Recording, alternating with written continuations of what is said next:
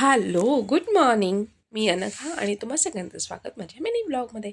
After tuitions परीची demand आली की खेळायचं आहे आणि तिचा स्वतःचा स्टडी कंप्लीट झाल्यानंतर आपण केलेलं प्रॉमिस तर फॉलो केलंच पाहिजे. म्हणून इथे तिच्या रिक्वायरमेंटनुसार आपण खेळत आहोत ब्लॉक्स, जो आहे परीचा सगळ्यात फेवरेट गेम. आणि मग सगळ्यात अगोदर तिने बनवलं ते सिंगल टॉवर.